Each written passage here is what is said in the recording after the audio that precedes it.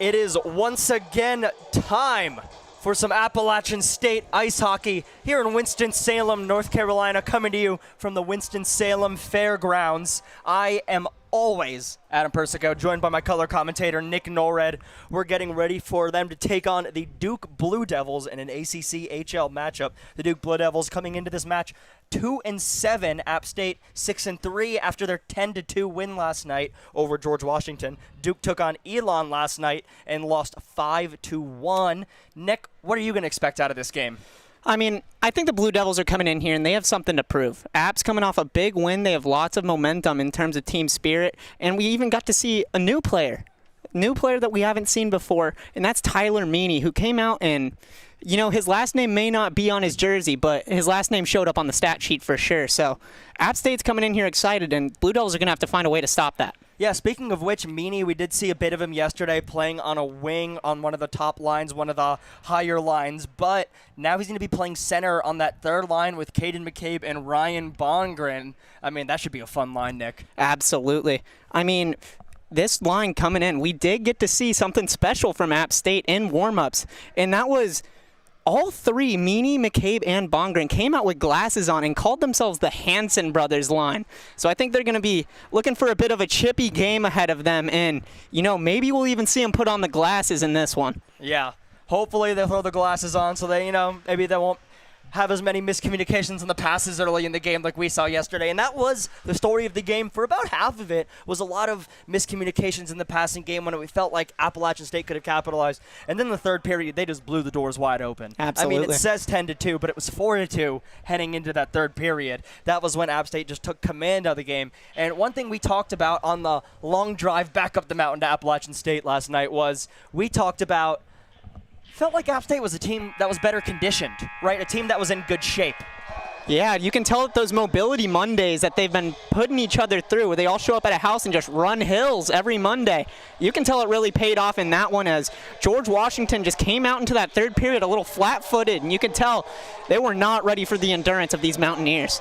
Yeah, so we got the mustard jerseys hitting the ice, flying, ready to go once again tonight, trying to continue their winning ways in the ACCHL. We talked about it kind of at length yesterday, but they fell in that outdoor game on UNCC's outdoor ice, as we'll call it, earlier before the semester change, before winter break, before you and I said goodbye to hockey for a month, and so did they say goodbye to hockey for a month. Terrible month. But they came back with such a vengeance and such an anger against George Washington.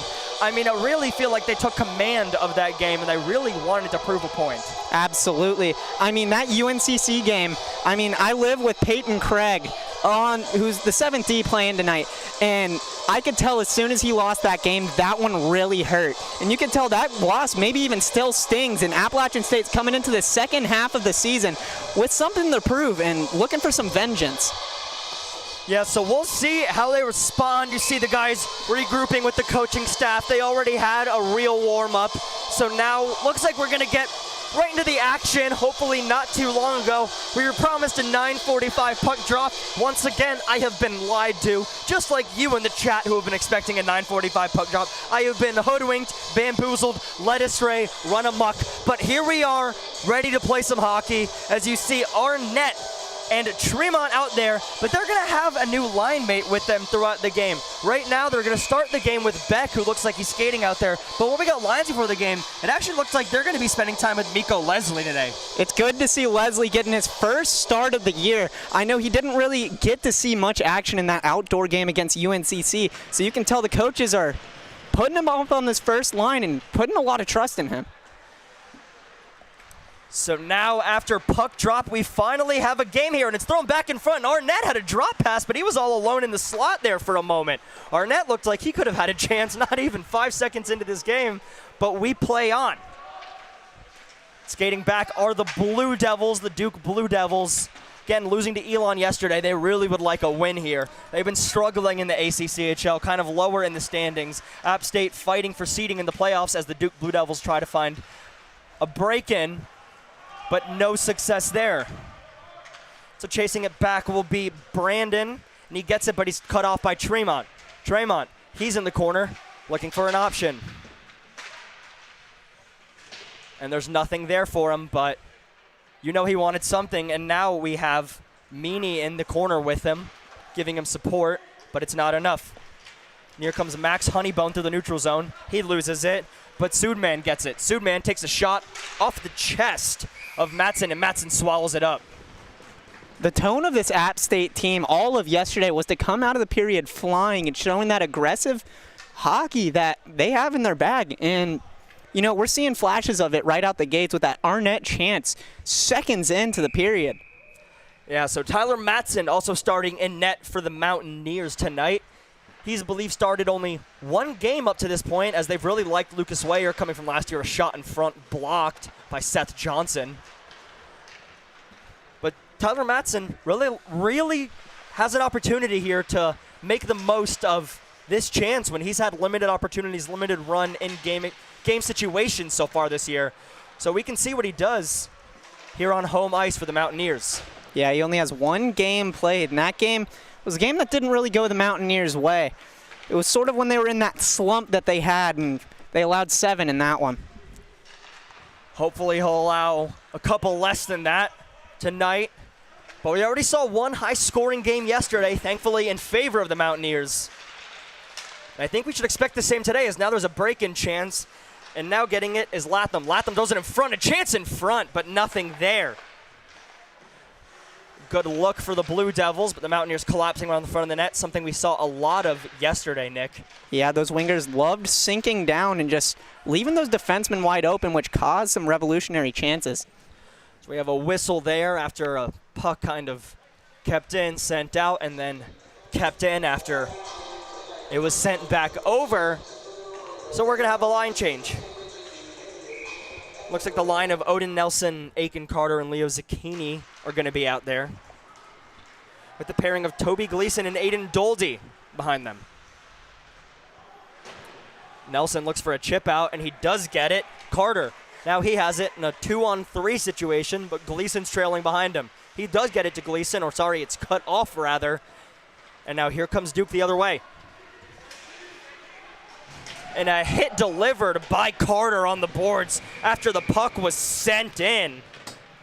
And we're going to get a whistle here after a puck is covered, but a big hit there, a tone setter early in the game. So we have 17:21 remaining in this first period.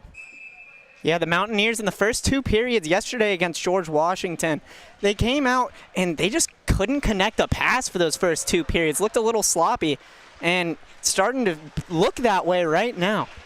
Yeah, as Robbie Richter's neutral zone pass is cut off, but Jack Beatson is there to cover it, and it's intercepted, and it's cut off in the front, and taken down was the streaking Blue Devil, but thankfully the Mountaineers get away with one there.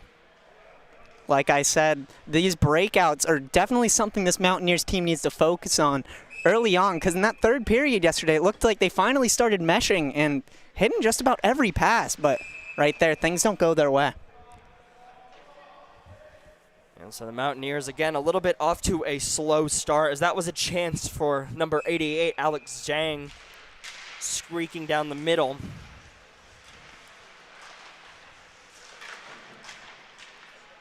Now Robbie Richter passes it up the boards looking for an outlet, and they do chip it ahead. And now streaking ahead of everybody is Hazel Grove. Hazel Grove has it behind the net. Richter sends it back around, and there to cut it off was Daya. Now a chance in front. Beck has it. Beck makes a move. Beck a shot. Blocker save by Daniel Foley. The first real chance for the Mountaineers this game. If I'm not mistaken, the first shot of the game for the Mountaineers. And it was a good one. I like the shot choice by Beck there. Try to lift it high on a smaller goalie in Daniel Foley, but hits off the butt end of his stick and goes out of play. Yeah, and this is the second shorter goalie the Appalachian State Mountaineers are seeing in a row after a shorter goalie came in for the last period of the game yesterday after a valiant effort from Yoke for George Washington. As now here comes a break. Streaking down is Sendek. He takes a shot and it's wide. Chance for Jason Sendek of Briarcliff Manor, New York. But he can't connect. Arnett tries to get to the point. Hoey there. Hoey takes a shot, hits traffic. Tremont Back up to the point. Johnson stops it with his skate and sends it back around to Arnett. Arnett looking in front. He tried to connect to Tremont, doesn't get it. Shot in front by Johnson, and now it's paddled off into the corner. Back up the wall, bounces over Johnson's stick, and Hoey retrieves in the neutral zone. He passes it back up, misses Tremont, and now Duke will have possession once again after a bit of a scary situation there for a moment. Max Honeybones skating around. That was the first real pressure that the Mountaineers... Real sustained pressure. Absolutely. But that was the first pressure that the Mountaineers really put on Duke. And that all started with the forecheck from Miko Leslie there to beat two Blue Devils over into the corner and give his team possession. So good on him getting his first start tonight. Yeah, so we did see Beck start with his line and Miko Leslie there with him. And now you see kind of another interesting line right now. You see, of course, Meany, McCabe, Bongren, but we want to see what they can do tonight, the Hanson brothers. So we saw in warm-ups. Gleason, he's at the point, he takes a shot. It's blocked in front by his own teammate, it looked like. McCabe blocked that, trying to create traffic in front. Now coming the other way is Duke. Throwing it in front off the side of the wall or off the side of the net was Luke Brandon. That was a very good tie-up in the defensive zone by Brandon. Now Bongren, he was trying to get something going behind the net. But there's going to be an interference call here, so we're going to see our first special teams look of the game for the Appalachian State Mountaineers. And so the units have changed a little bit. We did get different lines, different change. A new face. We talked about his debut yesterday, Tyler Meany. We talked about him a lot. He gets to be on power play 1 tonight with Arnett, Tremont, Beck, and Johnson. And then on power play 2, you're going to see McCabe, Bongren, Richter, Doldy, and Gleason. So we're going to get a look at this new unit with Meany mixing in here and see what kind of damage they can do. After his game yesterday, he's most definitely deserving of this spot on the first power play. So we'll see what he can do with 15 minutes remaining in this first period. I'll pass back just out of reach of Arnett. And now out of the zone, Duke almost had a chance, but he goes down, slipping over the blue line. And now it goes cross ice to Tremont. Tremont chips it ahead to Meany, who gets it to Tremont almost. But thankfully, Duke is able to break it out, thanks to Jason Sendek sending it all the way down. Very strong stick by the Blue Devil there as Tremont had a streaking Meany. Now Tremont gets it over to Arnett. Arnett, a shot swallowed up by Foley. Blue Devils are doing a good job on the kill right now, leaving everything to the outside, not really giving the Mountaineers a chance to set up their very aggressive and powerful power play. Yeah, as that first unit's going to stay out there, only 39 seconds into this kill. As Meany gets it back to his point. Beck looking for options. He's going to take that shot, and he does, and it goes in. Jason Beck, a snipe, tucks it under the bar for the first goal of this game for the Appalachian State Mountaineers. Well, this is the star of this Mountaineers squad right here. As he had the hot stick all of yesterday, scoring 4 goals, and shows absolutely no pressure as he snipes that one from the point right over Daniel Foley. And Foley's already had a good start to this game, but Beck just perfectly placed shot from the blue line. I said he was going to take that shot when I saw that space open up for him, and he did, and he couldn't have placed it any better than that. And so the scoring begins 6 minutes into this first period on the Mountaineers power play. So now we're back to 5-on-5 with plenty of time remaining in this period. Now Soodman, he looked for an option, but he lost the puck, and then chipping it ahead and out of play was Wigmore. That power play by the Mountaineers, like I said, they weren't really getting the chance to set up, but as soon as they got set up on that back half of the power play, you could tell they made the Blue Devils pay, and Jason Beck shows them why he's the all-time leading point scorer in a season for these Mountaineers. Yeah, he knows exactly how to find the back of the net.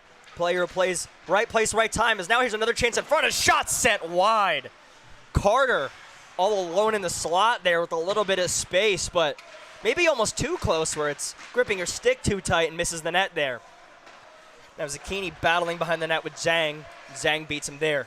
He makes an outlet pass. And then it's chipped ahead by Wigmore. Wigmore skating down the ice. He's getting closed in on and just plays it ahead while taking the body from Zucchini. Odin Nelson has it on the boards and he has space. He skates it ahead into the neutral zone and just chips it ahead and actually almost connects on kind of a weird pass after the puck bounces around. And now Beatson loses the puck and he gets beat ahead going down. And there's going to be a penalty here after Ringus was taken down there when he found space. The Duke Blue Devils have a delayed penalty here. Or sorry, Appalachian State has a delayed penalty. And so now after seeing App State's power play, going to get to see a bit of Duke's power play. Odin Nelson, that shift was all over the ice. You can just tell in that transition turnover when the puck was bouncing on him, he got beat by the Blue Devil and was forced into a trip. And Mountaineers are going to be man down for 2 minutes. And that was also a well-played chase by Vasilios Ringas. So that puck got ahead of everybody, and he actually just beat out 3 guys with that puck there. And so that strength and that speed drew that penalty there for Duke and gives them an opportunity to tie this game up. So now just over the stick of Sudman. Sudman out of Toronto, Ontario, 1 of 3, and he collides with a teammate. Luke Brandon retains the puck. He tries to connect with a teammate, but Jason Beck cuts it off, and then it's sent down by Gleason. Beck tries to control. He loses the puck, and Brandon skates ahead. He makes a pass. Now skating down the wall is Honeybone.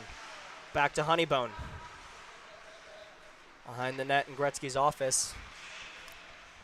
He's looking for an option. Skates past Chow, and he shoots it on net. Save. And another shot, scores! Off the rebound, Luke Brandon. And the shot from Max Honeybone, the initial save made there by Tyler Matson, but the rebound right on the stick of Brandon, and he ties this game up for the Blue Devils. That was a beautiful rebound goal by Brandon as he had all the time in the world to pick his spot, and he sends it barred down over Matson. They're going to tie the game up with 11:58 left in the first period. And so this game back and forth early, a lot like what we saw yesterday with George Washington and the Mountaineers, except the Mountaineers struck first this time. However, Duke with a quick answer on special teams. So with 11:45 remaining in this first period, not even halfway through this first period, we already have 2 goals in this game. Now off the side of the net, paddled by Matson. And now Johnson controls. He makes the stretch pass, and Tremont gets it, and now he has speed and a loose puck. Tremont has Leslie streaking. He makes the pass to Leslie, but it's just cut off. A strong defensive play there. That's what keeps that away. Now a pass made in front, a chance. Matson save. Another save by Matson. 2 saves by Matson there on Brandon. Brandon almost had another. 2 beautiful saves by Matson on that odd man rush. Beautiful way to stand tall and play his angles correctly. And that shows strength right there, bouncing back after giving up the goal. Be able to stand up, play aggressive, and step out of the crease and make that save. The Mountaineers did a line change there as Duke regrouped, but they're going to go right back in thanks to Meany. Tyler Meany makes a move at the blue line, but he loses it. Caden McCabe also makes a move at the red line, then just dumps it back to the defense. Beatson. He cuts in, and he loses the puck there. Now here comes Duke in a 2-on-1. They have another chance here. What can they do? App State gets back as the save is made by Matson. So they shut down that odd man rush there, as now here comes Tyler Meany. Once again, he tries to make a move, loses it a second time. Now cutting in, losing the puck again around the blue line. Mountaineers can't really retain possession here.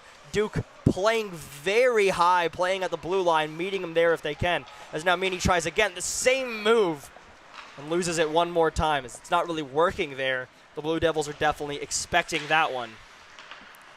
The Blue Devils are showing the same defensive strategy that the Mountaineers have used as sort of their bread and butter all year. Playing very high up on that blue line, playing very aggressive forechecking and backchecking hockey. Walters controls. He tries to get that pass to Beatson, or Beatson thought there was a winger up there, I think, to get that pass, but nobody was there.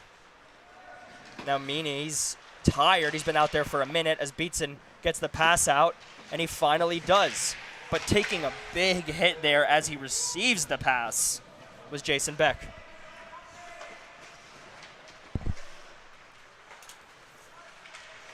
Back behind, and a good play there by Hazelgrove to break that up. And the Mountaineers trying to create something. A chance for Jason Beck in front. It's saved by Foley. Puck ended up on Beck's stick. He had a golden opportunity there, Nick. That is a guy you do not want in open space with the puck one-on-one with the goalie. But luckily, Foley lucks out and stands tall, showing that core strength. So we got a good game here as Richter finds Hazelgrove. He cuts in on the defense. He buys a little time looking for options. Tries to get it back to Beck. He doesn't get it there. Now here comes Richter again. Richter, a shot in the stomach of Foley, and we get a whistle with 8:41 remaining.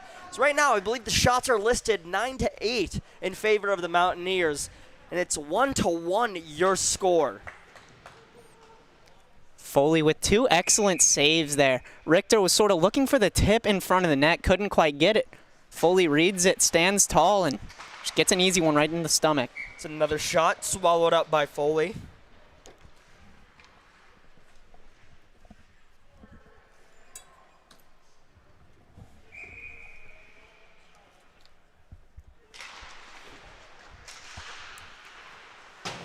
So the Mountaineers have showed a common trend here in the start of this first. Yeah, has a chance in front for Tremont. The puck's bouncing. And again, swallowed up by Foley. Mountaineers making Foley sweat here. A good amount of chances. Just looks like the puck is bouncing all over for the Mountaineers. They can't quite connect on the passes that they were able to in the third period yesterday against George Washington. But as we saw yesterday, the further the game progresses, the better these Mountaineers get. So we'll see if that's a common trend this one. So that is chased back by Hoey. The Mountaineers are forced to regroup, and he gets it up to Tremont. Tremont gets pressure, tries to make the stretch pass to Arnett. It goes over his stick, and that will be an icing. Tremont has showed his speed and burst this one. That's a guy that you do not want rushing in a straight line on you. And the Blue Devils do a good job playing their angle right and forcing him to pass and causing an icing.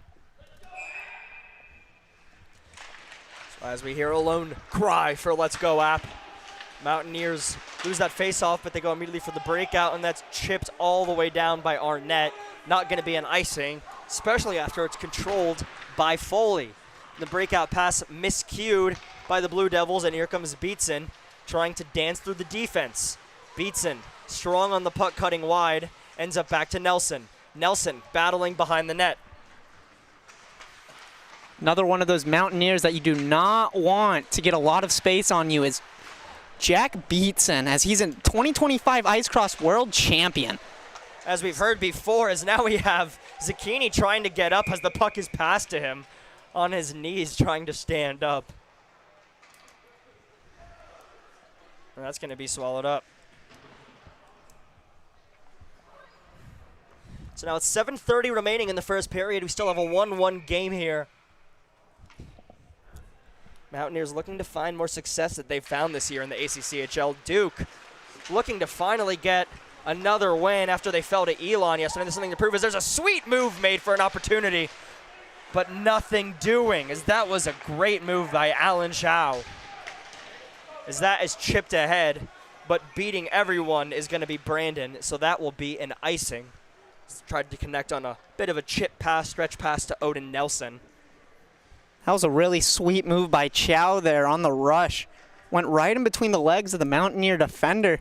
Almost had himself a chance, and now the Blue Devils get a chance in their own offensive zone. So we'll see if they can win the faceoff. So Duke does come away with that puck, but there's 3 gold jerseys there. And it's chipped ahead by Nelson. Now Nelson and Zucchini accompanied by Carter. What can they do? Nelson cuts to the front, and it's saved, or it's laid on, or puck's still loose. They're throwing it in front. It's going around. It's chaos around the net. And it's chipped away by the Blue Devils. I thought that was going to be a surefire chance for the Mountaineers as a bouncing puck goes by the stickless Foley. That was a beautiful move by Nelson on the rush there. 3-on-1, had 2 passing options, but he wanted to do that one himself, cut cross ice, had Foley doing circles in the crease. And I think after his passing options were cut off, that's the option he took after Zucchini delivers a hit here in the defensive zone. Now Duke sends it in, going for a line change. And that'll be grabbed by Doldy. Doldy, he's pressured by Zhang. But he gets it over to Gleason. Looks for the breakout pass to McCabe, and the outlet straight to Meany. Meany, he cuts to the front of the net. Same move, he scores! Tyler Meany, 2 games in gold and 2 goals. Welcome to the Mountaineers. Wow. In his second game as a Mountaineer, he's showing his impact once again, like we were talking about at the start of the game. And once again, his last name might not be on his jersey, but it sure is on that score sheet, Adam. And hopefully soon they'll get that nameplate sewn on. Because, I mean, everyone should be aware of who this guy is with the way he's been flying around the ice, the way he's been contributing on ways more than just the score sheet. He's been creating chances, opportunities, pressure, playing strong defense. What can't you say about him over these past 2 games so far? What an impactful guy to have on the roster for sure.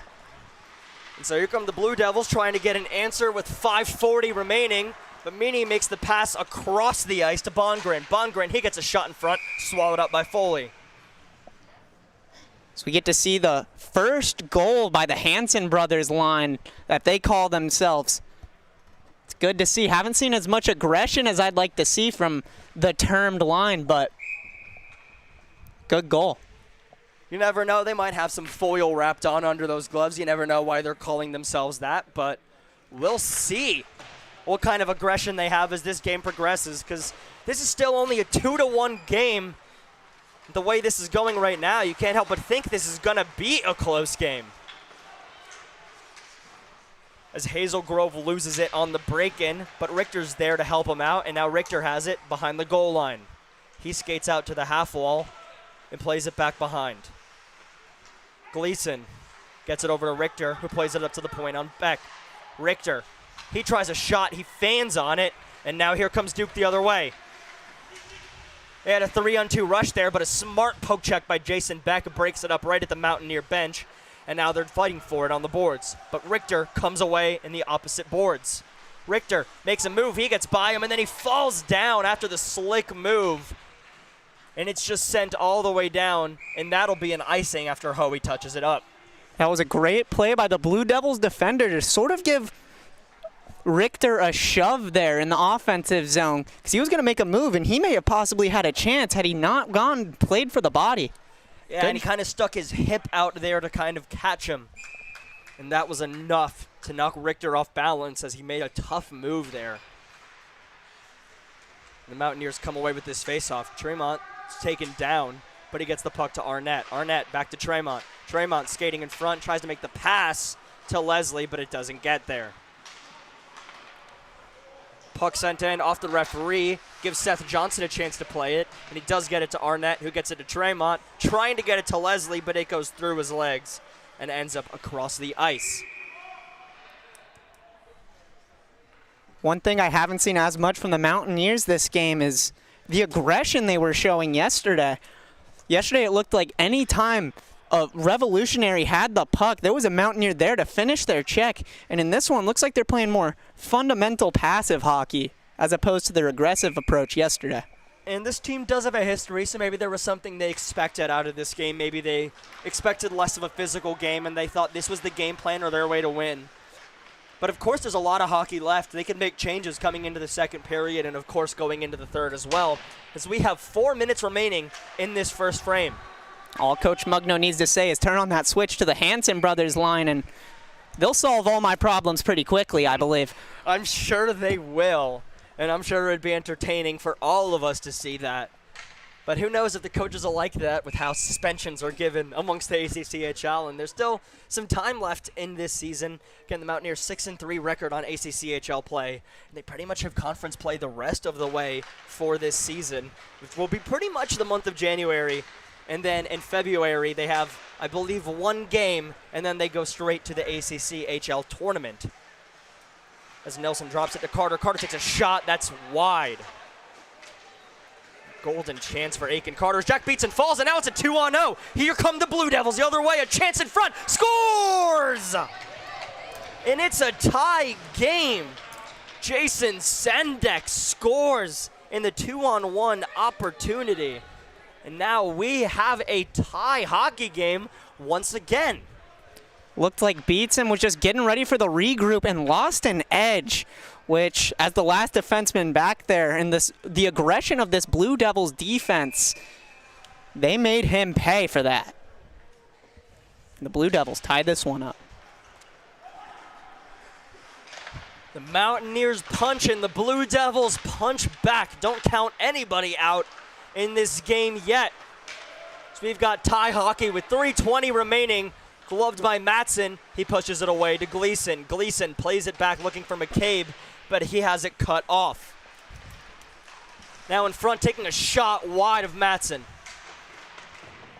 Behind the net, Chow has it. Tries to get it over to Dugan, and now skating with it at the point. Dugan gets it down to Chow. Tries to get it back to Dugan, but it doesn't get there. Bongren, he's skating, trying to connect with McCabe. Pass doesn't get there.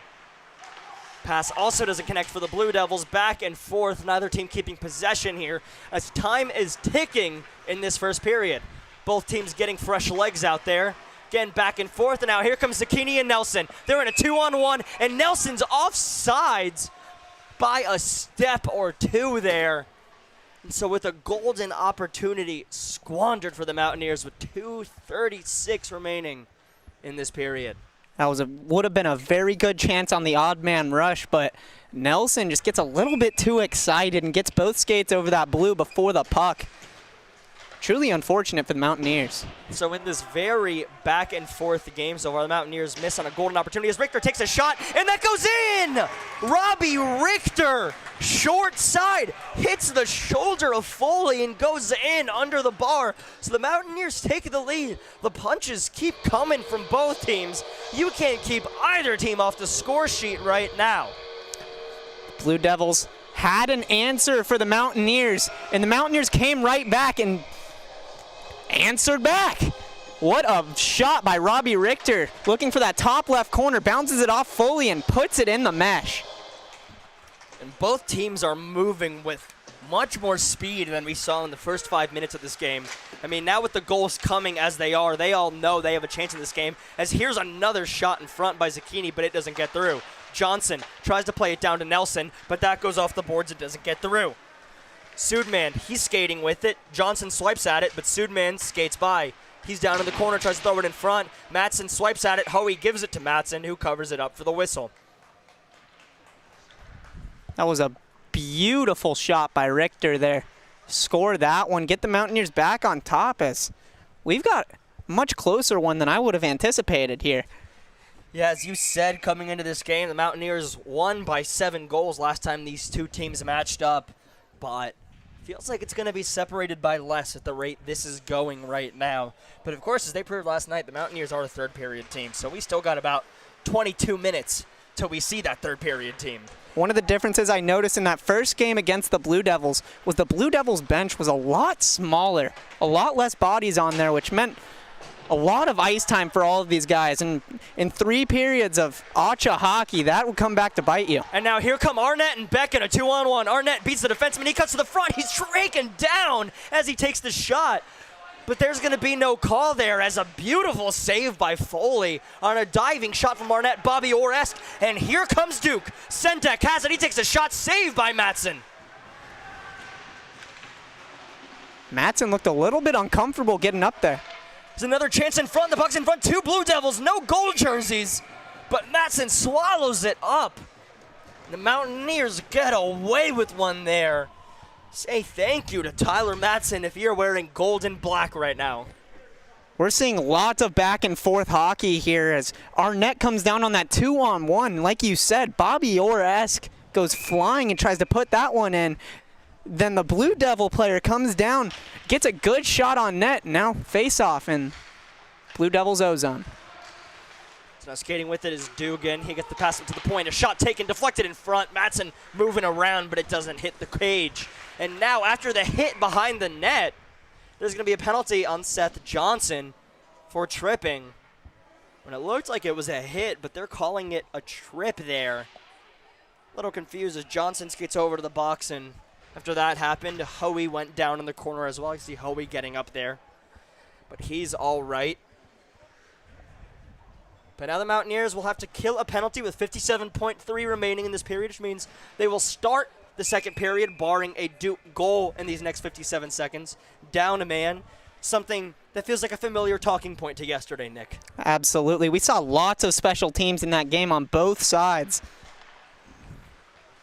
And I think we're going to see more of that tonight at the rate this is going, as a shot blocked by Arnett, getting down on one knee and getting in the way of that. If I were the Blue Devils, I'd definitely want to hop on this chance. So Hoey takes a hit by Zhao, who gets the puck in front. Pratt makes the pass out wide. And it's back to Pratt, but he loses the puck as it's poked away.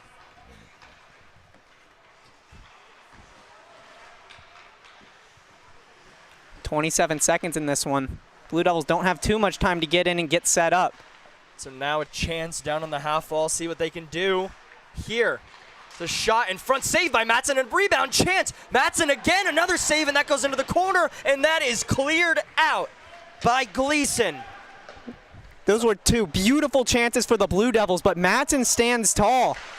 And so now after a slap shot to end the period, that's gonna be it here for the first. So the Mountaineers will come into the second period with 1 of 3 remaining on the Seth Johnson penalty kill. Currently, the Mountaineers are leading 3-2 over the Duke Blue Devils. Also leading the shots on goal battle 17-15 at this moment.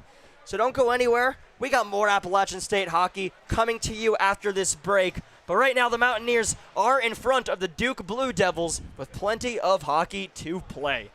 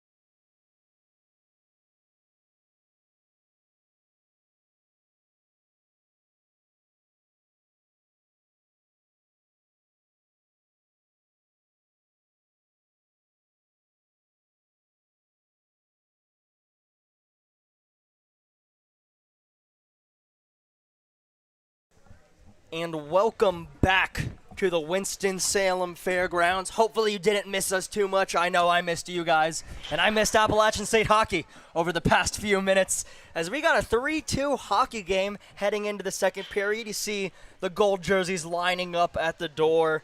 Nick, we watched a back-and-forth game after, we kind of talked about it before. We expected App State to take control because we knew they beat Duke before.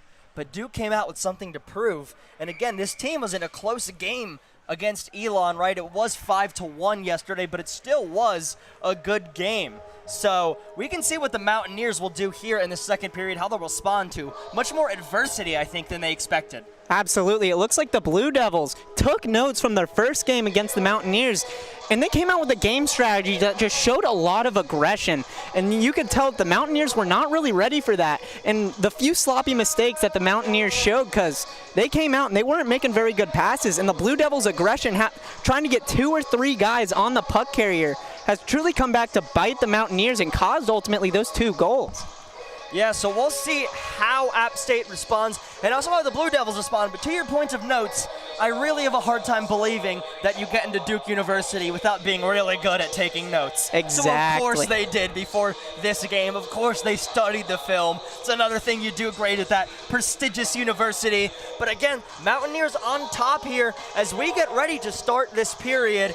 You see Coach Mugno talking to the boys, rallying the troops as you surely got a tactical talk in between the periods, expecting a different physicality. You mentioned it as well, Nick. You expect more of a physicality in this game. Exactly. The bread and butter for the Mountaineers this year has been their aggression and physicality. This has been a team that no matter who's on the ice, they're not afraid to play the body. And coming out the gates in that first period, they were showing a lot more looking for the puck rather than the body, which is something I'm not really used to. Yeah, so the Mountaineers starting a man down here for a minute in this first period on that penalty to Seth Johnson at the end of the first period. So Duke will have a chance to tie this game up here with a little bit of time, but Arnett and Tremont, of course, causing some havoc on the penalty kill as we are starting here in the second period. So now sent all the way down by Doldy, covered by Foley, and he just gives it off to Brandon. The Mountaineers have a very aggressive... Oh. And a chance in front. Tremont has a chance. He runs into Foley. So he got too close. Foley came out aggressively there. It stopped the chances. Nick, your O is correct on a nice look from Arnett to Tremont there as the puck just squeezed out. Yeah, they proved my point exactly in saying that the Mountaineers have an aggressive forecheck mindset on their penalty kill, as you can see from Arnett right here and from that chance that they just got. And it's something that's come back and actually had them score a goal against the Revolutionaries yesterday. So a shot gets on net by Tremont, and that will do it for the special teams here, at least for right now, as we have 18:45 remaining in this period. And so now here comes a chance for Brandon. Brandon, he gets blocked, but another shot taken, blocked off by Matson. Now Beck has it. Beck falls over as he's skating out and loses the puck there. But Beatson, he goes around his own net, regathers the puck, hits the brakes, and cuts back around, makes the pass to Beck, who's back on his feet. Brandon laid a big hit on... And the chip pass by Beck gets ahead. Doldy has a chance. What will Doldy do? Backhand in front. He's smacking at the puck. It's still loose. Rebound goal for Robbie Richter. Doldy had the breakaway, took the chance. Foley couldn't cover it, keeps smacking at it. And here comes Robbie Richter with waste management to clean up the garbage. Very good rush by the Mountaineers there, doing exactly what we said they should be doing, playing aggressive on the puck carrier. And much like the Blue Devils' first 2 goals of the game, the Mountaineers take advantage of the mistake. So, sorry about that, about a minute 50 into the period, and I'll get the score bug up here. But with the updated score, 4-2, Mountaineers up on the Duke Blue Devils now after that goal by Robbie Richter. So Dugan makes a simple outlet pass as the Duke Blue Devils come in, and a blocker save by Matson. Puck still bouncing, a shot from the point, blocked by Seth Johnson. Pad save by Matson. Bench clapping for him, happy for Matson, building that confidence for him as he makes those saves in his crease. Now controlling at the point, making a pass back down, and Hoey goes to corral it, but he doesn't get it. Now fighting for it down on the boards, Pratt. taking pressure from Johnson, and Johnson kicks it along. It's sent back down by Sudnin. That was a very good right pad save by Matson there on the shot from the Blue Devil defender. And now here comes Meany, who has a little space, loses the puck, but he regathers. He has speed and space. He makes a pass across. Weak post. He had Caden McCabe, but it was a little bit too far behind him, and he couldn't get the shot off. Shot from Walters gets in front, and that's a goal. Ryan Bongren on the chance in front once again. Fully unable to cover, and the Mountaineers extend their lead 5-2 here in the second period. In the first 3 minutes, it's all Mountaineers as they came out skating, unlike the first period where they looked a little sloppy, looked like they were back on their heels a little, looked like they had an easy game in their minds, and now they're flying around and starting to get on the board. This was more so the speed we expected from the Mountaineers, but again, Duke can answer rapidly. As we've seen all game, as a shot by Zucchini goes wide. Brandon chips it ahead, and he goes to retrieve his own puck, but he can't get it. That's blocked in the middle, though, by Wigmore. Now fighting for it is Carter, but Wigmore gets it back. Now here come the Blue Devils in a 3-on-2. Wigmore carries weak side. He takes a shot, goes over the glove of Matson.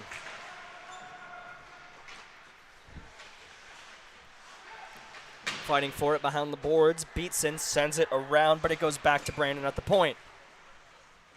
Now taking a hit, Walters delivers the body in the corner as they battle on the boards. Now it's back to the point, a chance for Latham, and that is just over the net.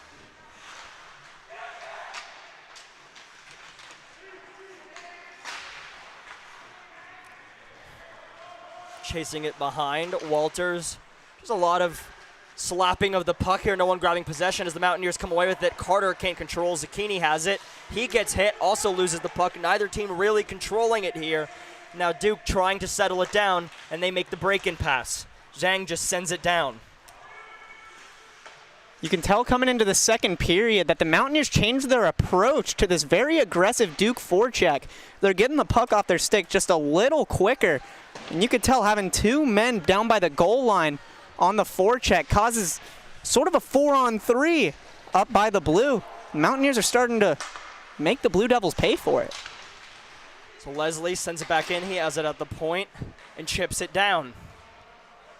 Arnett in pursuit, but it's going to be passed around the boards. It's a shot in front, a chance for Arnett, but he can't hit the net. He had a golden opportunity there to make it a 6-2 game. As we hit the 15-minute mark here in the second period. 15 minutes remaining, that is, in this period. Tremont crosses the blue line. He regathers, makes the pass across to Leslie, who can't control it. Leslie now to his point man. Along the blue line, trying to regather, in a strong play by Gleason. Gleason gets a shot in front, and that's a save for Foley. Arnett across to Doldy. Doldy passes it down, but it's going to be controlled by Lapham. Now falling at the blue line is Gleason, but he makes the pass to Doldy while going down, trying to make the pass to Arnett, but it is finally cut off. And here comes Honeybone. Honeybone makes a move, cuts to the front of the net. Honeybone, a strong move by Max Honeybone. But he's taken out by the Mountaineers, who get away with one there. Now the stretch pass doesn't get to Arnett, but he beats everyone there. Arnett takes a body, strong, knocks him down. It's back at the point. Doldy tries to throw it back in, takes a hit there. Dugan lays the body on him, but Hoey puts it back in the deep end of the corner. Matson's looking a lot more comfortable here, as that looked like a chance for Zhao, but he slowed down, waiting for some reinforcements, and doesn't connect on the pass. Yeah, like you said, he's looking a lot more comfortable as the Mountaineers have sort of given him more of a one-on-one on the shooters. The first two goals, it didn't really look like he was exactly comfortable, not used to the puck hitting him. Here comes Hazelgrove down, misses the net with his shot. Richter gets it. He tries to throw it in front, but that's blocked. Back up on the boards, Richter regathers. Richter takes a big hit. But the Mountaineers regather, and that's going to be a penalty here, as we've got the ref with his arm up, skating to the benches. Matson with a lot of speed. Matson was moving off your screen there, but trust me, he was moving. Madsen was getting the blood pumping there as he did a full-on sprint to the blue line. Hoey just puts it on net from half ice. As Madsen sort of looks up towards the sky, not really wanting to put in that much effort there for no reason. And so the Mountaineers get an opportunity here on the power play once again. Scored earlier on the power play. Special teams looking strong right now as you see that first unit out there once again. Tremont gets it over. Back to Tremont. He passes it across to Arnett. Arnett throws it in front. Saved by Foley. Tremont has it at the point again. Arnett controlling, shooting. Glove saved by Foley. A little extra flair to keep that in his glove, but a strong glove save. He was doing the splits and going across his crease there. Was that Daniel Foley or Jonathan Quick? That was an impressive save there. The faceoff is won by Arnett. He gets it just over the crossbar there. Jason Beck controls. He takes a shot in front traffic. Foley covers it up. Tyler Meany trying to come in there for the rebound, but Foley got his glove over it, and we'll have another whistle with 1:35 remaining on the Mountaineers power play. Both Foley and Madsen putting their skills on display here in this second period. Love to see it. Takes a shot off the point into the netting. Another save for Daniel Foley. He's making some very good saves here on this power play. Taking off his helmet, got to readjust the flow. Got to make sure the hair's out of his eyes, or you never know if there's any people watching. He's trying to impress. And now Tremont comes away with the puck. Or sorry, that's Meany had the puck. And now Tremont sends it in. Tyler Meany beats everyone there. He just passes it behind the net to Johnson. Johnson tries to throw it in front, but thankfully for the Blue Devils, they finally get a break out here, or at least a break as they send the puck to the other end and get a little bit of a change here. That was a much-needed clear for the Blue Devils, as this is a very scary power play to let get set up. And now here comes Arnett with speed. Arnett takes a shot. He scores! Chase Arnett moving with speed and firing with speed. Finding the back of the net, extending this lead to 6-2 in favor of the Mountaineers. So Arnett takes a little spill at the end of the handshake line there. Is everyone sort of laughing at him from the Mountaineers bench right after that beautiful goal, short side on Foley. Yeah, and once again, a well-placed shot from Chase Arnett, something we've said before, and we'll say it again. The Mountaineers shooting incredibly accurately on these goals tonight. You have the short side goal from Robbie Richter. You have that well-placed by Chase Arnett. As they're pouring it on now here in the second period. Seems like it was a good talk from Coach Mugno in between periods. Absolutely. I don't know what he said, but it sure is working here in this first half of the second. Possibly something along the lines of great moments are born from great opportunities. Are born. Great opportunity. That's what we have here tonight. That's what we've earned here tonight. So the Mountaineers are comfortably in the driver's seat right now, 6-2, but anything could happen with this Duke offense that looked really strong in their first two goals earlier today. As a chance in front for Madsen, and just like that, through the legs of Madsen. Don't know who that deflected off last. That might have been Lapham. That might have been someone else. Lapham's in the front of the handshake line. So we'll say it's him. It's his goal. And so just like that, the Mountaineers' lead is cut in half. And Duke will make this a 6-3 hockey game. That is going to be a goal that Madsen wants back, as I don't even think he really saw it. Sort of just a softball right on the ice that he was not ready for. Lets it go through the 5-hole. And we've said it before, we'll say it again, a goal is a goal is a goal is a goal. If it's in the back of the net, that's all that matters, and that's what the Duke Blue Devils will take, as now they're looking for more opportunities, and that shot goes wide off the glass. Wheeling around looking for chances, trying to create something. Dugan takes a shot into the ankles. Shao looking for somebody. He gets it to Boggs. Boggs down to Zhao. Zhao throwing it across the ice. A chance in front, wide of Madsen. Boggs sends it across the ice, and it's sent in just next to Madsen, and retrieving it are the Mountaineers. Carter grabs it, crosses the red line. Tired, he looks, and he sends it in, going for the line change, as we do get a change. through the neutral zone. Lapham has it. Sorry, that wasn't Lapham who had the puck. That was Sendek. Now Honeybone gathers. Honeybone crossing the blue line. He takes a shot, saved by Matson. Another shot in front. Matson didn't see it till last second. Another reactionary save from Matson there on that point shot with traffic in front. Thankfully, he played the right angle, got him right in the chest there, but I don't know if he saw that, Nick. It looks like the Blue Devils are putting anything they can on the net to try and catch Matson off guard.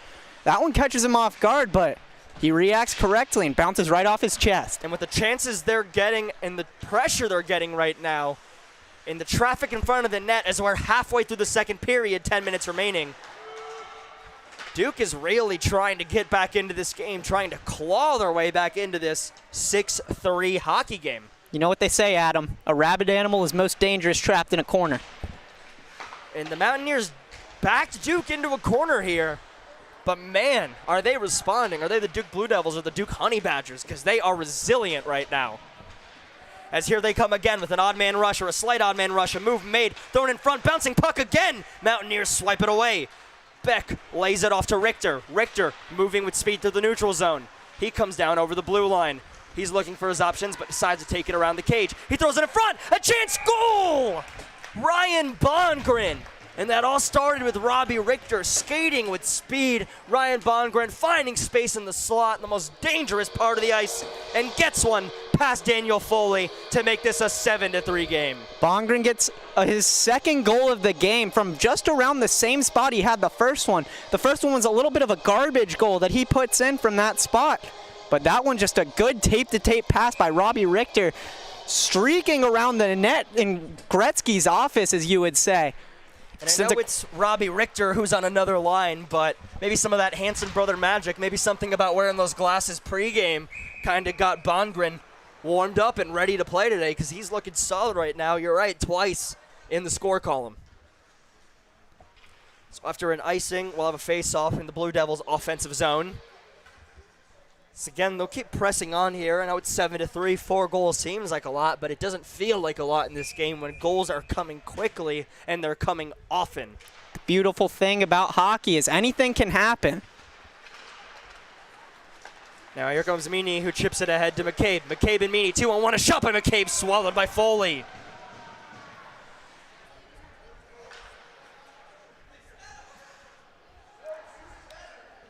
Another 2-on-1 opportunity there as you hear some of the Mountaineers yelling at each other from the bench there, talking, saying, pick your head up, looking for the pass and the 2-on-1 there, I think. I actually think that was Captain Riley Brady. From right outside the glass, he is out tonight with an ankle injury. But you can hear him screaming at Caden McCabe to, quote-unquote, shoot it better. Pretty sure anyone can tell what that means. Let's see if McCabe notes it. We'll see how he reacts, if he does, in fact, shoot better. But the Mountaineers have been shooting incredibly well tonight.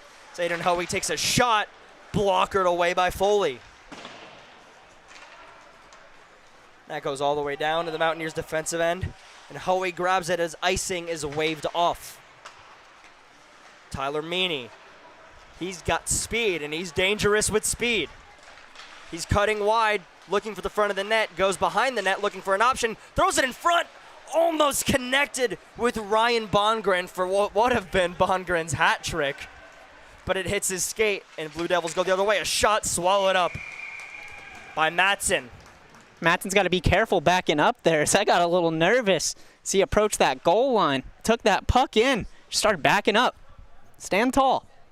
With 8:20 remaining in the period, shots are 33-24 in favor of Appalachian State. But the chances and the opportunities feel pretty gosh darn equal to me right now, Nick. Absolutely. As Leslie lays it off to Arnett, and here comes Arnett and Tremont. Arnett and Tremont, 2-on-1, pass to Tremont, a shot wide of the net. Here comes Duke the other way in a 2-on-2, but Arnett flying back on the back check, and he gets a huge hit as Honeybone recollects in front of the net. Honeybone's kicked away by Matson.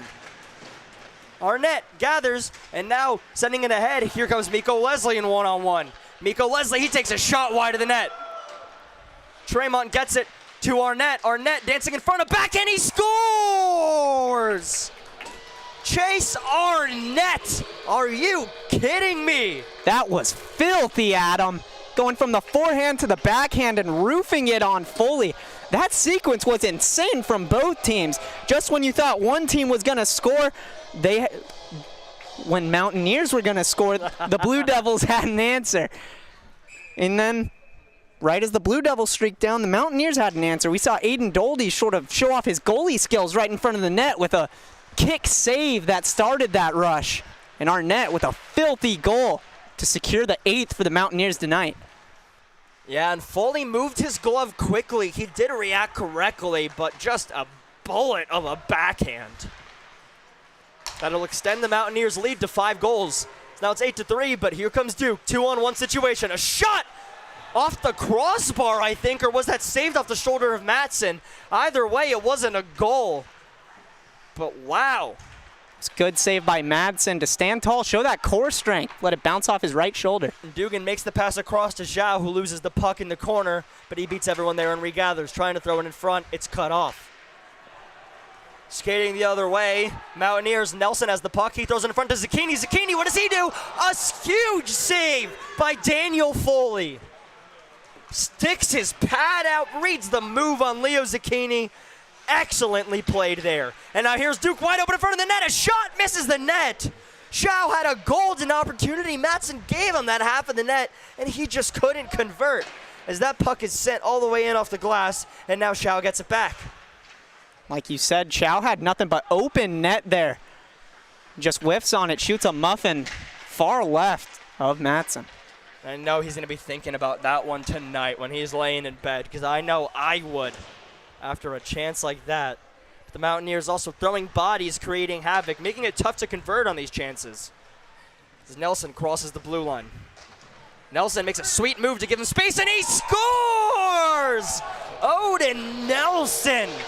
A sweet little move and crossing the blue line, makes space down the edge, and beats the goalie weak side.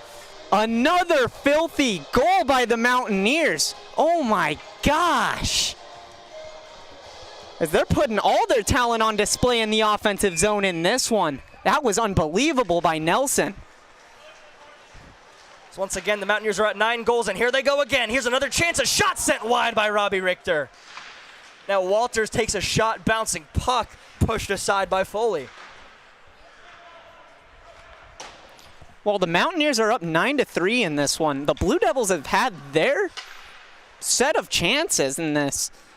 Sort of been looking like a pinball type match, but the Mountaineers have just found the best of Foley. Now they're starting to look like a skating highlight reel. This pass to Ringus doesn't get there, and it's going to be covered by Matson, but you're absolutely correct, Nick. I mean, both of these teams getting golden opportunities, getting chances. This has got to be a good game for Tyler Matson so far. Faced 27 shots. Duke has scored 3. But not having much experience in the black and gold. Playing here for Appalachian State at the D2 ACCHL level. Like we said earlier, it's good to see him getting more comfortable. As Robbie Richter chipped it ahead, but the Mountaineers lose the puck. And Walters will regather as they regroup. Walters has a little skate with it. Why don't you? As he sends the puck on net, and another shot saved by Foley. What an effort by Walters there. Coast to coast. Tries doing it himself. Just couldn't get it done. Yeah, when you have a 6-goal lead, why not skate it yourself? As Honeybone has the puck skating around, tries to throw it in front, but it's cut off. Beck has it, skating with it, makes the outlet pass, and it's back to Beck. Beck takes a hip check but slips by as Honeybone regathers in the defensive end. Beautiful agility there by Beck to dodge that hip check. Because boy, would that have hurt if the Blue Devil defenseman connected. And Richter ends up with the puck in his defensive end, makes a slick little move, and now here come the Mountaineers in a 2-on-2. He lays it off to Beck. Beck, he takes a shot into the pads of Foley. Bongren grabs it. Up to Johnson. Johnson shot, glove by Foley. He covers, whistle. 4 minutes remaining in the second period. The Mountaineers have sort of come crawling away in this second period. Looks a lot like their third period against the Revolutionaries yesterday. But wow, we're seeing a lot of talent be displayed on both sides of the puck. We still have quite a bit of hockey left as we still have the entire third period and a little under 4 minutes now remaining in the second period. So plenty of time for Duke to score as McCabe looks in front trying to connect to Meany, but Duke able to get that puck out of the danger area. Coming down, crossing their blue line, gets a shot gloved. Or sorry, blockered on the shot by Foreman. Good save by Matson. McCabe dancing with it, lays it off to Meany. Meany takes it behind the cage. He looked for something, didn't make the pass. Looking for a breakout, Seth Johnson kept it in, hit the shin pads, unable to do anything there. McCabe just regroups. The Mountaineers trying to gain possession here and get a little bit of a change, unable to do so, and here comes Duke the other way. Chance for Lapham, whiffs on it. There to Foreman. Foreman whiffs on the puck, and Meany gets it. Meany to Tremont, trying to connect with McCabe, unable to get that pass, and that's going to be an icing. While the Hanson brothers line not looking like the typical line in the movie Slapshot, they've been displaying their skills tonight as Bongren has 2 goals and Meany and McCabe have a few set of points themselves. Good on them. Definitely a line that's been producing well. What do you think, if at all, are they going to put on the glasses they showed in the warm-ups? You have to think, got to keep our eyes peeled if we see that as Tremont makes the outlet pass to Arnett. Arnett makes a move, a shot on the toe drag, saved by Foley. Another good shot by Chase Arnett, and another good save by Daniel Foley. The Blue Devils look winded on the bench. See one of the players leaning against one of the walls. As this Mountaineers team is a fast team, and they'll play like that for a full 60 minutes. There's one thing this team is, it's conditioned. As we have a bit of a pause as Foley has to fix his equipment here. Let me see something going on with his pads, it looks like. So we'll just give him a moment, let him fix it.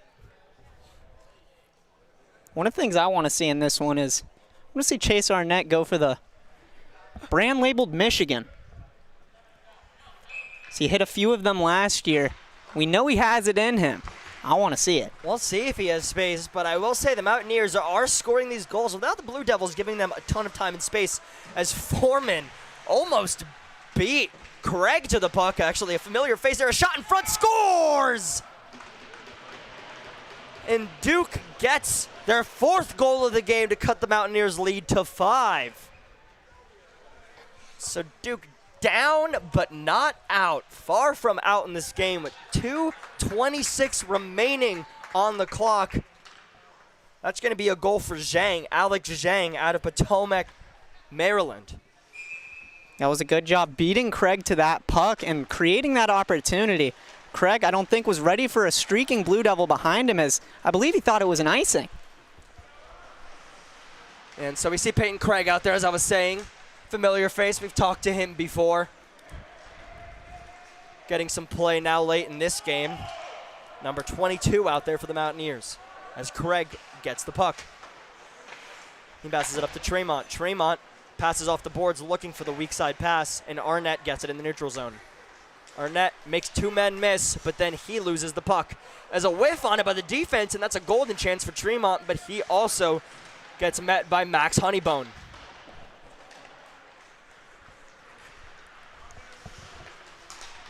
And dancing with the puck is Wigmore. Wigmore looking for somebody to pass to. And now Zhang controls. Zhang crosses his blue line. He makes a move, almost gets a shot, but he can't get it. Honeybone loses the puck. Mountaineers looking to get it out, but they can't at the moment. The shot goes off Tremont on the clearing attempt. Pass straight across to the defense. A tough pass there. Mountaineers get away with one as Aiken Carter gets it out to Gleason.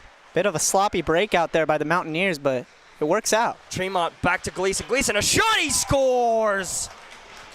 Blocker side by Toby Gleason off the drop pass from Tremont on the break-in. Mountaineers, for the second night in a row, have scored double-digit goals. That's got to feel good for Gleason, as he's in his second game of this back half of the season after breaking his ankle in the first game of the season. So he gets his first goal of the season, and that's got to feel good for him. Yeah, and that's definitely a confidence booster. Gleason, definitely one of the stronger, more reliable defenders for the Mountaineers. You love to see him on the goal sheet as the Mountaineers are now once again up by 6 as we have less than a minute remaining, 50 seconds on the clock.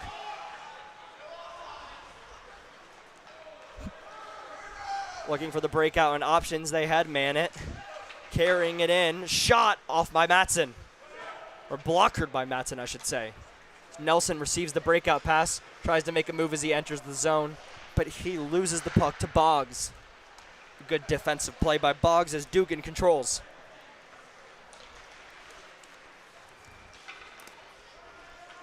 Dugan chips it in after he crosses the red line, where Tyson Walters can pick it up. Breakout pass to Zucchini. Tries to headman to Beck, playing center for this line today. Can't quite get it, and it's sent down for an icing. So with 5 seconds remaining, Mountaineers send it down to the other end. I mean, what a period by the Mountaineers. They came out flying. All of my game notes that I gave them going into this period, they followed along perfectly. Looks like they must have been listening to the broadcast. So we'll let Coach Mugno know. We'll let him know that this was all Nick Norred. Yeah. If anyone has anything to say, if you're looking for a hockey coach right now, it's actually Nick Norred. He's a hockey tactical genius. This was his call, absolutely. Catch me on Indeed.com. As the Mountaineers are up 10-4 after 40 minutes of hockey. So we're going to get the Zamboni out here. Both teams are going to go to the locker room. The Mountaineers in a commanding lead over the Duke Blue Devils. Nick, what have you seen so far? Pure dominance from the Mountaineers in that one. While it was back and forth there right at the first half of the second period, Blue Devils were getting their set of chances, Mountaineers were getting their set of chances. But ultimately, as soon as Bongren got that 5th goal for the Mountaineers, it looked like they just carried that momentum all the way. Brought it all the way to 10-4. And the Mountaineers are leading in shots 43-30. Insanity here in Winston-Salem. Yeah, so the Mountaineers in a commanding lead. So we'll go ahead and take a break for about 13 minutes. Don't go anywhere. We'll be back with more Appalachian State Ice Hockey here on the App State Ice Hockey YouTube channel. You're listening to Adam Persico and Nick Norred and watching the Mountaineers dominate the Duke Blue Devils.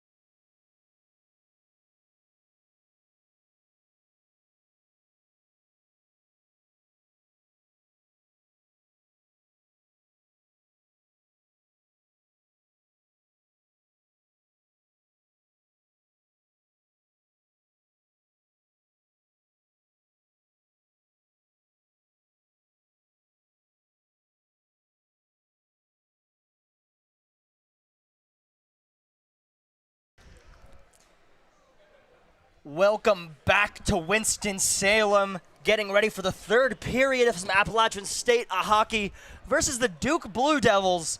If you haven't joined us for the past couple periods, it was close for the first period, and then the Mountaineers just showed absolute dominance. Now in a commanding lead 10-4, as you see, Tyler Matson, who's been in net for the Mountaineers, made 26 saves so far in this game up to this point, getting ready to lead his team out in the ice for the final 20 minutes of this game, getting excited to hopefully move their way up in the ACCHL standings. Now, they haven't been updated exactly since this weekend has happened, but coming into this weekend, Mountaineers 3rd out of 3 in their division behind Charlotte and, of course, behind Elon. Duke in 3rd in their division behind ECU and Georgia Tech. So now the Mountaineers starting to hit the ice here, getting ready to continue this domination that they've shown us up to this point. I mean, joining me in the booth is Nick Norred. Nick, what have you seen so far through the first 40 minutes of this game? Well, for the first 20, I was seeing a very, very good played hockey game by the Duke Blue Devils. Looked like they had an answer to the aggression of App State. But as that second period came along, App State started crawling away and just putting up quality shots, a few filthy goals, as you will, from the Mountaineers. And we got a little bit of a talk with some of the players right before the start of the period. And, you know, I wanted to specifically talk to that Hanson brothers line because they came out for warm-ups, had the glasses on. I was wondering. So I asked Caden McCabe if at all we were going to see the Hanson brother glasses come out. And he said, quote unquote, "I think I need to score first before I put on the glasses." Yeah, and I think that's fair. I think that's a fair point, right? You got bigger fish to fry, bigger problems to worry about, if you will. So once again, getting ready for the period, Coach Mugno rallying the troops, everyone listening. Lucas Tremont there off to the edge a little bit by himself. I guess he's not as interested in the talk, or maybe he can hear it, right? But he's dialing in. Team listening to what's going on right now. Getting ready to, again, continue this domination. There's no other way to put it. I mean, Duke has created their fair share of chances, their fair share of opportunities. They just haven't been able to convert thanks to Tyler Matson. And also, I think, as a unit, the Mountaineers' defense has continued to improve throughout this year, Nick. Absolutely. Their defense has been looking very good. As last year, they were sort of making lots of mistakes in their own zone. This one, they've definitely worked on the breakout over the offseason, and it's good to see as we see the Hanson brothers line coming out to start this one. And the Mountaineer boys are excited as they're all banging their sticks on the boards. So now to start the period, Mountaineers retreat into their defensive end, and the breakout pass made to one of the Hansons. McCabe has a shot saved by Matson. Beautiful save by Matson to kick off this period. He stopped a shot from Chris Gallo there in the slot. What a golden opportunity for the Blue Devils to cut this lead in half for the Mountaineers, which I know 10-5 doesn't seem that crazy as I say that. Going to go ahead and give you the score bug back here. Mountaineers up 10-4, 40 seconds here into this period. Tyler Meany looking for a breakout pass. He doesn't get anything, and that's sent all the way down, but it's not going to be an icing. I mean, if the Mountaineers could score 7 goals in one period, why can't the Blue Devils? Anything's possible. This Blue Devils team has definitely showcased quite a bit of talent, quite a bit of speed. Just the Mountaineers' defense answering correctly, answering all the questions that they've brought forward so far. But again, 4 goals still they've given up to this point, so you know the seal has been broken as Nelson sends it wide of the net. Doldy keeps it in, though, to McCabe. Now a breakout pass looking for one is Duke, as they do get that. And now Pratt carries to the neutral zone. He dumps it off to Dugan. Dugan loses the puck. McCabe has it. He takes a body. Now another shot in front, tipped by Dugan, but that goes wide. Boggs keeps it in. Thrown around to Shao. Shao, shot saved by Matson. Puck bouncing around, Carter grabs it. He chips it ahead to Nelson. He can't get it out. Another shot in front, tipped around. Matson, I think, got a blocker on that to push that wide of the net. So McCabe gets it. Carter trying to kick it out of his zone. Mountaineers can't get out of the zone, so much pressure. Shao has it, throws it in front of the slot. Couldn't get anyone there. Put that pass a little bit behind the Blue Devil winger that was streaking in right in the slot. Boggs throws it in front, bouncing puck wide of Matson once again. Just unable to find the cage are the Blue Devils. I think they had about 5 shot opportunities there, and only about 1 made it through to the cage. Matson is standing tall here at the start of this third period. And Matson making excellent saves, but also this defense by the Mountaineers keeping it from getting to Matson. Absolutely. They're doing a very good job tying sticks up in front and playing that puck to the board, trying to get it out of the zone and try to get back on the board. The puck dropped a little too quickly, so we're going to drop it again. Nobody was expecting it, wasn't fully set yet. As the Mountaineers had 6 men. As I'm sure they'll tell us they play hockey. They don't do math. So that puck sent to the point, shot in front, puck bouncing. Matson looking for it. Back to the point, Boggs takes another shot into the ankles of Carter, who blocks it. And now here comes App State on the break. Carter, he carries down on the boards. Shot saved by Foley. Zhang, he has it, but he's cut off by Tremont. Carter trying to corral it. Gets it over to Arnett, who looks for Tremont in the neutral zone. Tremont does get it, though, and now skates down the boards. He's skating along the goal line behind the net, looking for a pass in the slot, but that's cut off. Good defensive play by Ringus.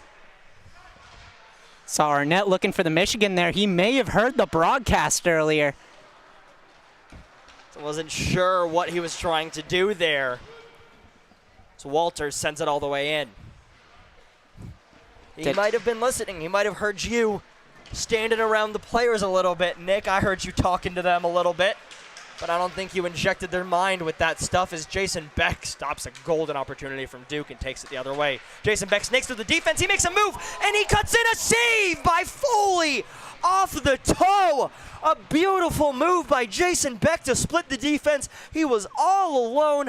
Backhand, forehand, tries to tuck it in, but Foley sticks the toe out while making the splits and keeps this game at 10-4. What a save by Foley to save that with the toe. Those little bit of room for Beck to put it in, but Foley reaches out and gets his toe on that one and stops what could potentially have been the highlight of the week from Jason Beck. And that was a phenomenal move to get to the net, just all Swedish, no finish there. As Foley, a beautiful save with the toe. That's that flexibility right there. Could be some early morning yoga he's hitting.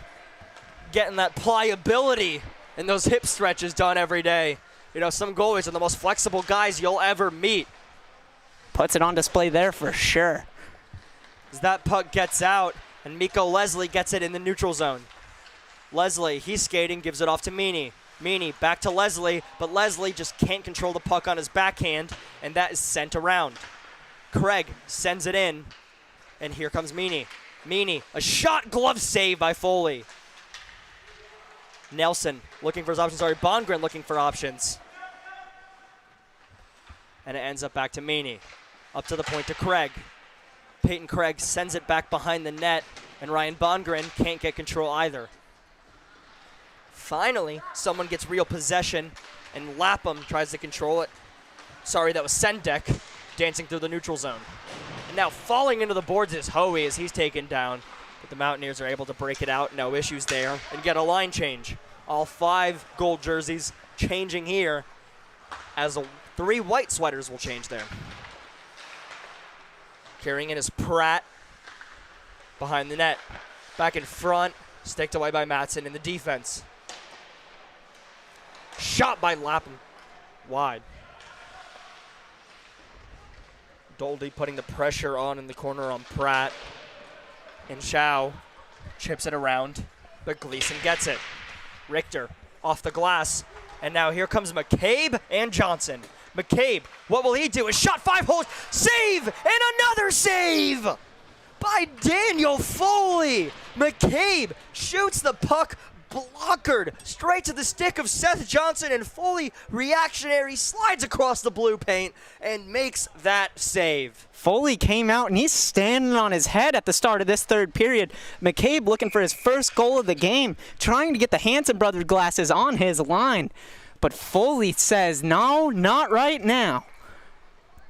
And Foley said, you may see those 10 goals in the Appalachian State goal column, but I'm doing everything I can right now, and he absolutely is. He's having a fantastic game as we are 12:45 remaining in the third period.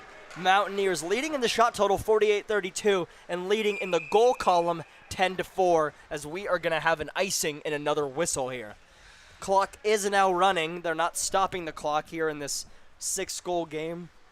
Don't know if that was an ACCHL rule I forgot about since last year, but I'm thankful for that as it's 11:50 here, and we got to drive back up the mountain after this game, Nick. Absolutely. It's good on them to try and get us to bed a little bit early.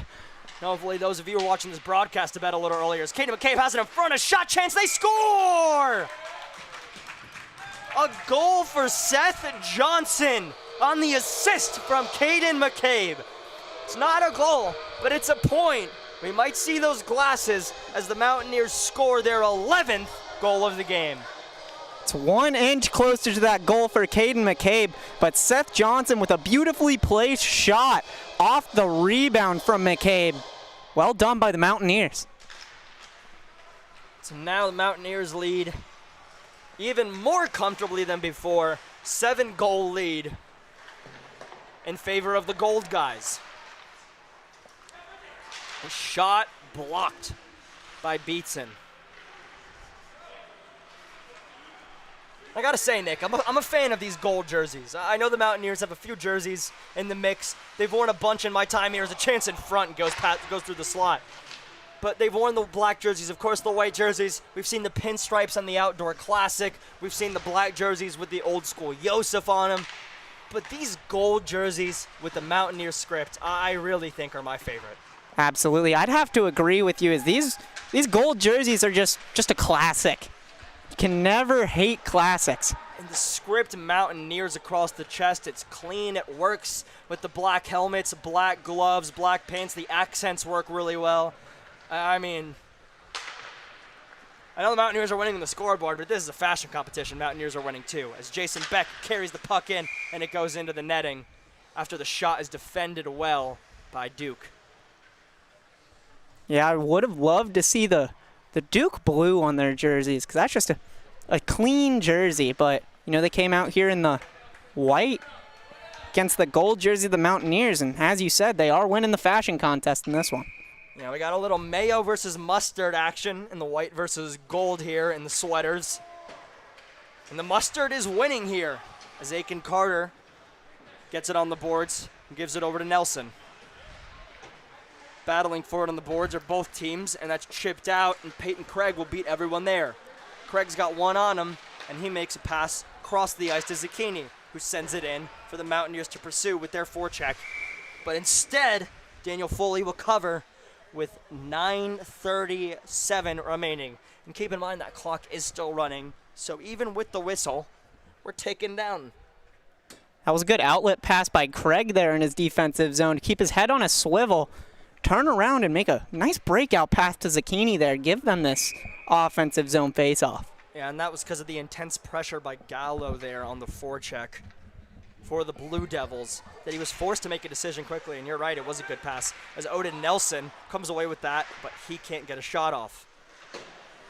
Carter, he takes it back, and it goes back to Foley, who covers it as he takes a tap from Zucchini, but he has no trouble slowing the play down.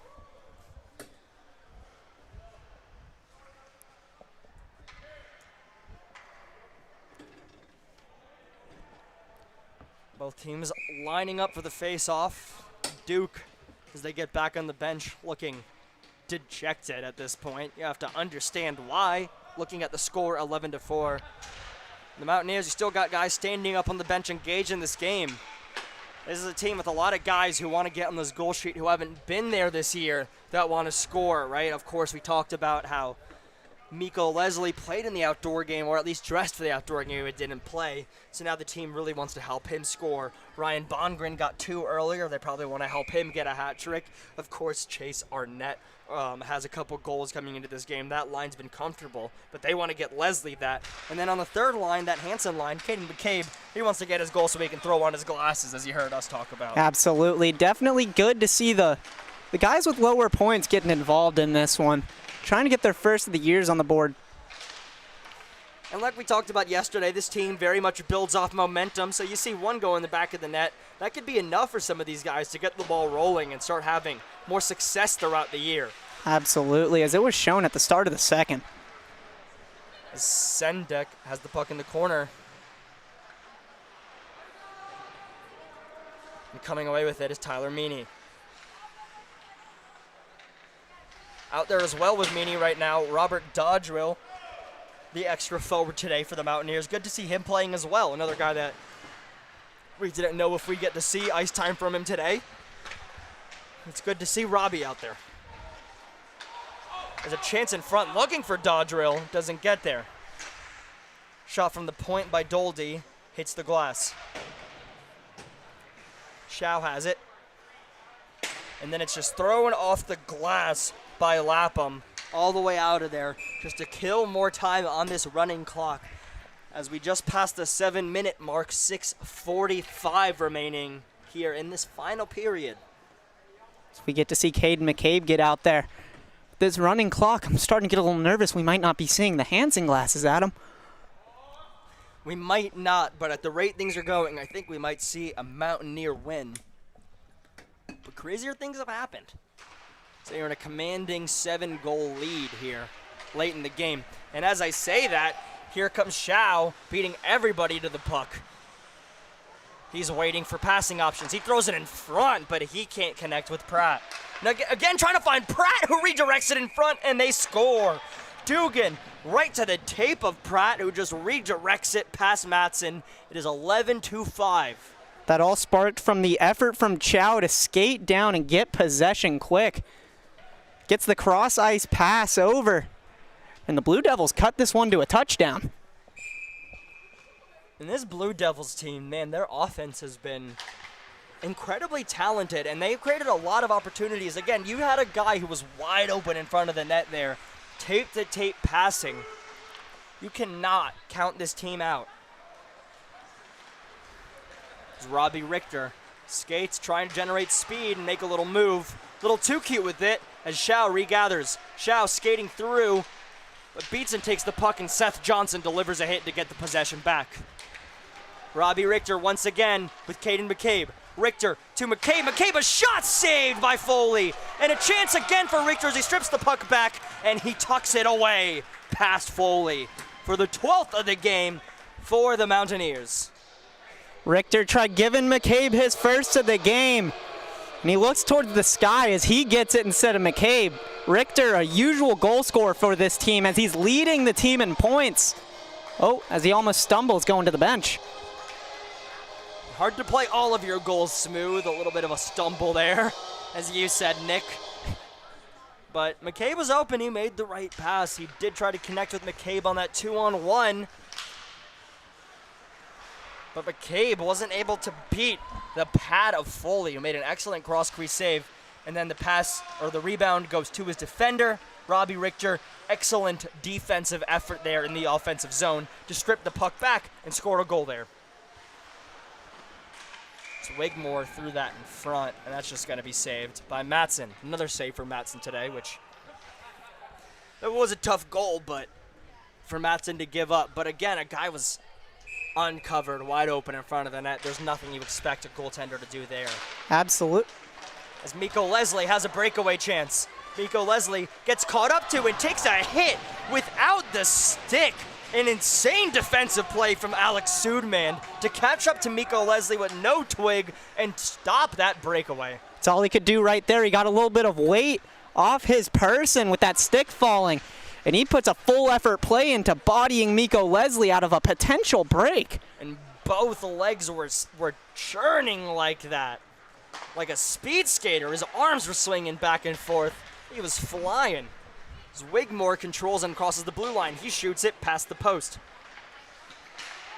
Keeping it in is Boggs. It went over the blue line. Boggs didn't keep, and now Arnett has it going the other way. Arnett, toe drag, shot into the stomach.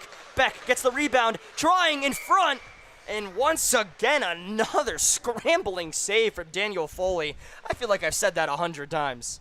He's been putting in work for this Blue Devils team.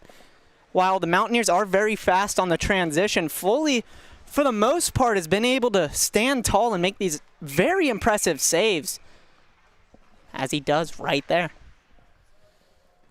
One thing I'd like to see better from this Blue Devils team going forward is, while they've been creating a lot of offensive chances, their shot placement have just been all in Matson's body.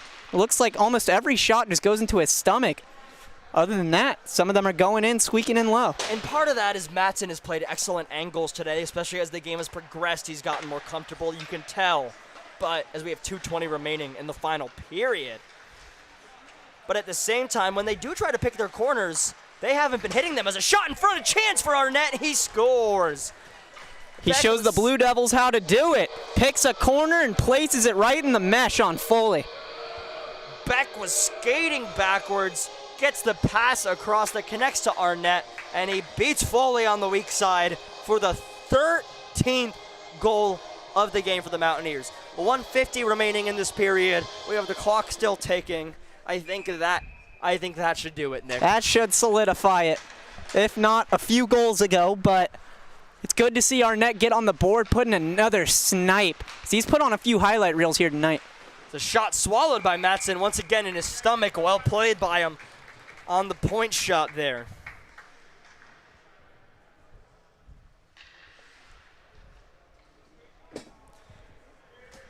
So the Mountaineers will exit this weekend 2 games, 2 comfortable wins.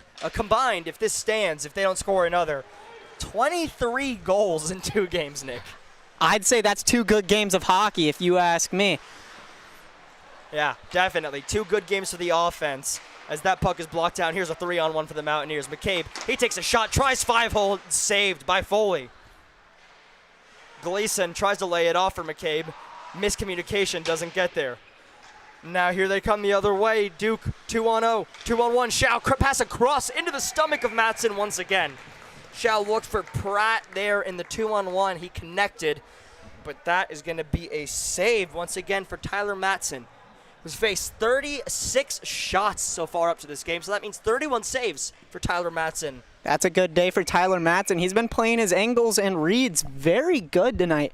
That first period was a little shaky to start, but as you could tell, he started easing into it, started getting loose, and now he's showing off his full. And that goes through the wickets of Matson for a goal, for the 6th goal of the game for the Blue Devils. But now the clock is still running. It's got 8 seconds, so after the celebration, that will be it. So the final score from Winston-Salem is 13-6. Mountaineers outshot the Blue Devils 55-37. We saw a pretty good amount of special teams earlier in the game, Nick. Then it was pretty much 5-on-5 for the rest of the game. We saw a lot of even strength hockey. And so, like we were just saying, 23 combined goals and 2 wins on the weekend for the Mountaineers. Yeah, right before I say anything, I just want to say, Tyler Matson, I truly apologize for, gassing you up and then, unluckily letting in a last-second goal. Hope you can forgive me. But, the Mountaineers came out and they played. Like you said, the special teams really set the edge for them as they have a very powerful power play. They got to see Meany up on that first unit, and you could tell it worked out well for them. They got the edge, and they come out of this weekend 2-0. A very good weekend coming off that loss at the outdoor game against UNCC. They're going to try to take this momentum into next weekend. Will they be playing Elon? Yeah, and Elon, again, just beat this Duke team 5-1 yesterday, so we'll see how they stack up in that upcoming game. The other thing we do want to look out to is, correct me if I'm wrong, they have Charlotte coming up after that, who's also in there. Elon and Charlotte, the 2 teams that are in their ACCHL conference, they have to win those games. If they want a chance at the ACC tournament, then they for sure need to pick up those 2. But with the momentum from this weekend, there's definitely a few things to learn for the Mountaineers. A lot of things to be happy about. And I'm excited to see them next weekend. Yeah, so they'll have a game against, it is just 1 game against Elon next weekend, January 23rd. Now, after that, though, January 31st and February 1st, they play 2 games against James Madison, and then closing out February 7th against UNC Charlotte. After that, they will hopefully go on to the ACC playoffs. I mean, if they keep up play like this, you can't help but think they will be there. We saw some new faces this weekend. We saw some new guys on the goal sheet. We saw a lot of things changing throughout the year, and now we finally get to show you guys a look, as there's the Hanson brothers line right there. McCabe, Meany, and Bongren taking the photo together. A good team win for the Mountaineers, and that will do it for us, though, Nick. Absolutely. It's been a pleasure getting to watch the Mountaineers sort of dominate the weekend. Yeah, absolutely. Hopefully, in the future, we will have more competitive games for you. But nonetheless, we're happy to get out of here with a gold sweater win. So the Mountaineers win 13-6 against the Blue Devils. They go on to 7-3 in ACCHL play, which is an excellent record for them up to this point. And we'll see what they do the rest of the season. But thank you so much for joining us. Have a good rest of your night.